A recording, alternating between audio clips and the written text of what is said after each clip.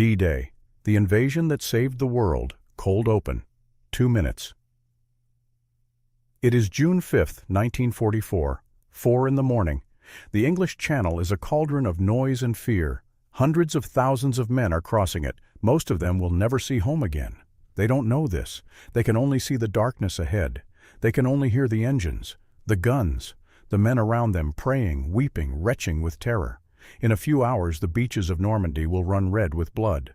The largest invasion in human history will begin, and the course of the entire world will pivot on this single day, on the courage, the sacrifice, and the terrible, beautiful will of ordinary men asked to do the extraordinary. This is their story. This is how the world was saved. Act 1.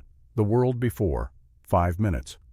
By the spring of 1944, Hitler's Nazi empire controls nearly all of continental Europe. From the Atlantic coast to the gates of Russia, the swastika flies over conquered nations. Millions are dead. Millions more are enslaved. The Holocaust is in full methodical motion. In Poland, in Ukraine, in 1,000 camps across the continent, humanity is being extinguished. Britain has survived alone against the Nazi war machine for 4 years. 4 years of bombing, 4 years of blockade, 4 years of standing when every reasonable person expected her to fall. The British people are exhausted, rationed, scarred, yet they endure. And America has been fighting for 2.5 years in the Pacific, island by island, against Japan. The war seems endless, unwinnable. The casualty lists grow longer every day. In North Africa and Sicily, the Allies have gained ground, but Western Europe remains Fortress Nazi. Every beach is mined, every harbor is fortified. Hundreds of thousands of German soldiers wait, certain that when the invasion comes, they will throw the Americans and British back into the sea. And it will come. Everyone knows this. The only questions are when, where, and will it succeed? The pressure on those who must decide is almost unbearable. General Dwight D. Eisenhower carries a burden no man should carry. He is Supreme Commander of the Allied Expeditionary Force. On his order, hundreds of thousands of men will go into battle. On his word, a son dies or comes home, a husband, a father. He has drafted 2 statements. One celebrates a successful invasion. The other takes full responsibility if the invasion fails. If the men drown in the channel, if they're slaughtered on the beaches, if the entire operation collapses into catastrophe. He does not yet know which statement history will demand he release. The plan is code-named Operation Overlord. For months it has been refined in secret. For months thousands of people have worked on every detail. The logistics alone are staggering. Over 5,000 ships, nearly 12,000 aircraft, 3 million men staged in southern England, waiting. And the Germans? The Germans expect the invasion to come, but they don't know when. They don't know where. Hitler's generals debate constantly. Is it Normandy or is it Pas de Calais further east? The beaches near Calais are better fortified. Surely the Allies will land there. A brilliant deception plays into their hands. Operation Fortitude creates a false army across from Calais. Phantom divisions, inflatable tanks, false radio transmissions. General George S. Patton, America's most aggressive general, is placed in command of this phantom force. The Germans watch. They listen to their spies. They count phantom divisions, and they wait in the wrong place. The only real problem no man can control is the weather. June 5th is set as the invasion date, but the forecast is terrible. Storm conditions, rain, poor visibility for the aircraft. Eisenhower's meteorologists are divided. Some say the storm will pass. Others warn it will get worse. On June 4th, in a small room in a seaside town, Eisenhower makes the decision that will echo through the rest of human history. He postpones the invasion by 1 day. Hundreds of thousands of men are already loaded onto ships. The tension is unbearable. They know something is coming. The rumors spread, the fear, the prayer. But on the evening of June 5th, the head meteorologist believes the weather will improve, just barely, just enough. A small window of opportunity, not perfect, dangerous, but perhaps possible. Eisenhower stands in the headquarters, the weight of the world on his shoulders. He looks at his generals, at the men waiting below decks in the landing craft, at the maps of Normandy. And he says the words that will launch the invasion. Okay, let's go. Act 2, The Storm, 10 minutes. It is 5:30 a.m. on June 6, 1944.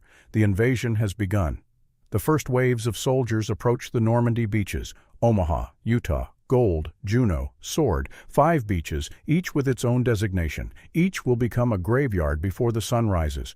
Private Robert Sales of the 29th Infantry Division from Bedford, Virginia, huddles in his landing craft with 3,000 other men from his town. Bedford is small, population 8,000. He knows many of these men.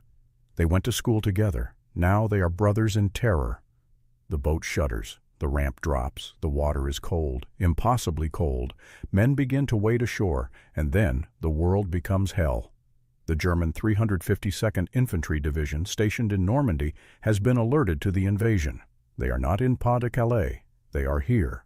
They have fortified this beach for months. They have prepared for this moment. As the American soldiers wade ashore, carrying equipment that weighs more than they do, they walk into a buzzsaw of fire. At Omaha Beach, the bloodiest beach, the casualties are catastrophic. Men who survived the landing craft are cut down 20 yards from the water, 50 yards. Some never make it off the sand. The beach becomes covered with bodies. The water turns red. The sound of men dying is everywhere. Private Sales is hit. He falls. Another soldier tries to help him. They both go down. In Bedford, the telegram office will eventually receive 19 casualty notices in 1 month. A small town loses an entire generation, but the soldiers keep coming. The German defenders are vastly outnumbered. They fight magnificently, but they are doomed. The American boys keep coming, wave after wave, thousands of them. Some die, many die, but enough survive. Enough reach the seawall, enough start fighting back. Behind the beaches, behind the coastal fortifications, the fight is different but just as brutal. Nearly 24,000 paratroopers of the 82nd and 101st Airborne Divisions have jumped into the darkness behind enemy lines. They were supposed to land in designated zones. Instead, they scatter across the Normandy countryside, disoriented, separated from their units, fighting in small groups against German soldiers who know the terrain. Private James Blunt of the 506th Regiment, 101st Airborne, lands in a swamp. He struggles free of his parachute. Around him, other men are drowning in the darkness. He can hear German voices, German fire. He doesn't know where he is. He doesn't know where his unit is. He begins to move, weapon ready, toward the sounds of fighting. This is how the airborne war is fought: small groups of American boys, armed with nothing but courage and desperation, fighting in the darkness against an enemy that knows the ground. By dawn, the paratroopers have taken massive casualties, but they've also disrupted German movements, destroyed key installations, and seized crucial bridges. They are surrounded, cut off, but they hold. By mid-afternoon on June 6th, the British and Canadian forces on the eastern beaches, Gold, Juneau, and Sword, have made good progress. They're advancing inland faster than expected. The German response is disorganized. The deception about Pas-de-Calais has worked perfectly. German reserves are held back, waiting for an invasion that will never come. But on Omaha Beach, the situation is critical. The Americans have taken catastrophic losses. General Omar Bradley, commanding the First Army, receives reports that the beach is in danger of being abandoned. The men are pinned down. The casualties are mounting. For a moment, a terrible, crucial moment, the invasion teeters on the edge of failure. Bradley considers withdrawing from Omaha, consolidating on Utah Beach instead, admitting that this sector cannot be held. It would have been a reasonable military decision. It would also have meant defeat. It would have meant the invasion failing. It would have meant quite possibly the entire war being lost. But the men on the beach do not know this.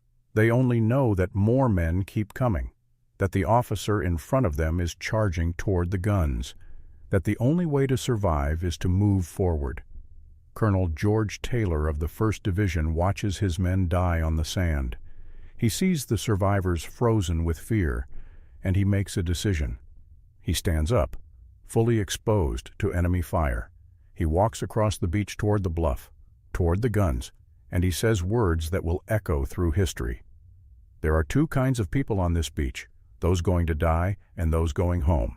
Now, which one are you going to be? By nightfall on June 6, 1944, over 150,000 men are ashore in Normandy. The beachheads are established. The Germans have not been able to push the Allies back into the sea. Operation Overlord has succeeded. But the real fighting is only beginning. Over the following weeks, the fighting will be some of the most brutal of the entire war. The bocage, the hedgerow country of Normandy, is perfect defensive terrain. Every field is a potential strong point. The Germans have reinforcements. They are fighting for their homeland, or at least they are fighting to slow the advance. The casualty figures mount. The Americans suffer over 100,000 casualties in the first month. The British and Canadians suffer another 80,000. The Germans, even in defeat, inflict terrible costs. But the invasion cannot be stopped. The reinforcements keep coming. The supply lines hold. The Allies are no longer fighting to establish a toehold in Europe. They are fighting to liberate it. Act 3. The Reckoning. 5 minutes. 3 weeks after D-Day, the Americans break out of the bocage and sweep across Normandy. The Germans, despite fierce resistance, cannot hold. By mid-August, German forces in Normandy are surrounded, trapped. Over 50,000 German soldiers are captured. Thousands die in the Falaise pocket, the last German stronghold. The war in Europe, which seemed unwinnable 6 months before, suddenly seems inevitable. Paris is liberated on August 25, 1944. The crowds that line the Champs-Élysées are crying, singing, embracing the American and British soldiers who have delivered them from 4 years of Nazi occupation. But the war is not over. It will continue for another 9 months. The Germans will fight in the forests, in the snow, in the ruins of their own cities. The Battle of the Bulge in December will claim another 100,000 American casualties. But D-Day was the beginning of the end. It was the moment when the entire momentum of the war shifted, when the initiative passed from Nazi Germany to the Allies, when the defeat of Hitler became inevitable. As the Allies advance deeper into Germany, they discover the camps. Buchenwald, Dachau, Bergen-Belsen, and further east when the Russians advance Auschwitz.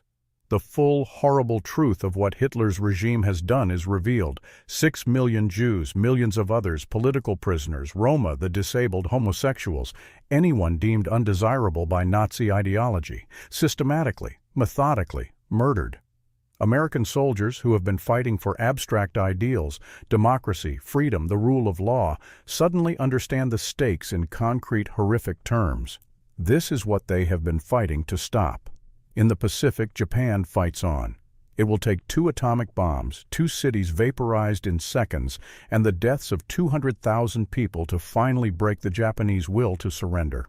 On August 15, 1945, Japan surrenders. The Second World War is over. The cost is almost impossible to comprehend. Over 60 million dead. Europe is in ruins. Entire cities are obliterated. Millions are displaced.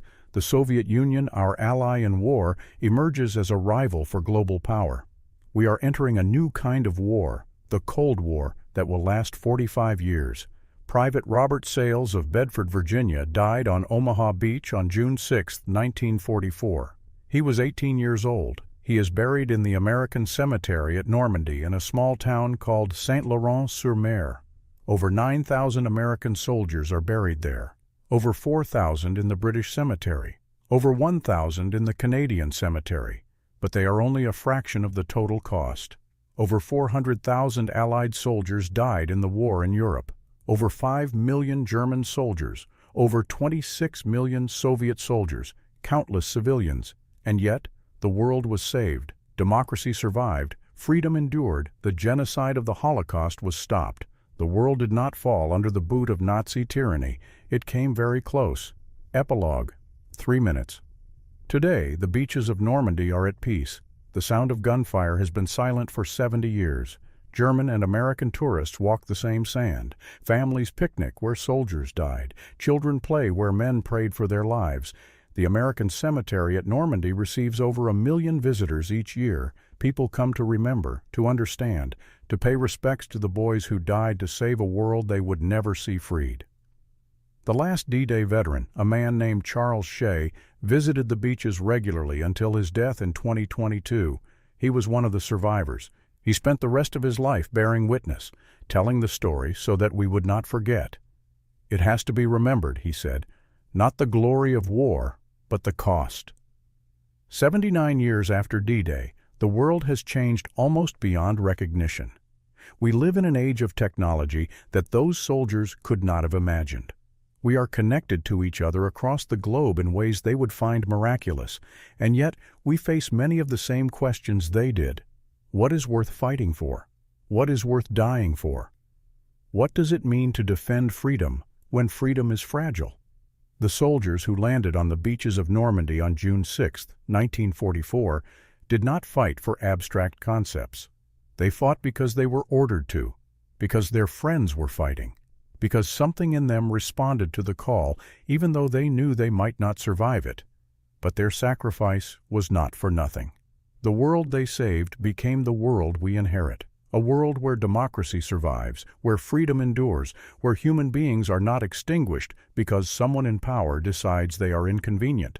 That world is fragile. It requires constant defense, constant vigilance, constant commitment to the ideals that those boys fought for, even if they did not fully understand them in the moment. On June 6, 1944, the ordinary became extraordinary. On a cold beach in Normandy, a group of young men, farmers and factory workers, shop clerks and students, boys who wanted nothing more than to go home, answered the call. And in doing so, they changed the world. The beaches are quiet now. The guns are silent. The soldiers have mostly gone. But their sacrifice remains. It will always remain. It is the price of freedom. It is the cost of saving the world. And it must never be forgotten. Visual notes. Archival naval combat footage and reconstructed sequences of landing craft crossing the Channel. Original combat photography from June 6, 1944. Water, waves, searchlights, flashes of distant artillery. Close-up faces of soldiers, expressions of fear, prayer, resignation, determination. Sound design, engines, waves, prayer, vomiting, artillery, maps of Nazi-occupied Europe, 1944. Newsreel footage of Hitler, Nazi rallies, London under bombardment, FDR, Churchill, Eisenhower in war rooms, photographs of soldiers training on English beaches, aerial reconnaissance photographs of Normandy coast, Eisenhower's statements to camera, if available, or actor recreation, weather maps and meteorological footage, the gathering of ships in southern English ports, landing craft approaching beaches at dawn, original combat photography from Omaha, Utah, Gold, Juneau, and Sword beaches, soldiers wading ashore, moments of contact with enemy fire, aerial views of the invasion fleet, reconstructed if necessary, maps showing troop movements throughout June 6, 7, photographs of paratroopers and paratroop drop zones, medics treating wounded, the progression from beachhead to breakthrough, maps showing the advance across Normandy, August 1944, liberation of French towns and villages, faces of French civilians greeting Allied soldiers, maps showing the advance through France and into Germany, photographs of liberated concentration camps, soldiers confronting the reality of the Holocaust, Germany's unconditional surrender, May 8, 1945, Eisenhower at liberated camps, modern Normandy beaches, peaceful and pastoral, American cemetery at Normandy, rows of white crosses, British and Canadian cemeteries, modern tourists visiting historical sites, veterans returning to the beaches if archival footage exists, graves with flowers and wreaths, wide shots of Normandy coastline, the transformation of a battlefield into a memorial, the passage of time, seasons changing over the beaches. This script is designed to be narrated by a single voice with significant gravitas and emotional range. The pacing should vary. Quick, punchy sentences during moments of action and decision, longer, flowing sentences during reflection and analysis. Silence should be used strategically, especially after moments of particular impact. The music should be minimal, perhaps a single theme that develops throughout, building to intensity during the action sequences and subsiding to something haunting in the epilogue. Natural sounds, waves, gunfire, engines, should dominate the audio landscape during the invasion sequences.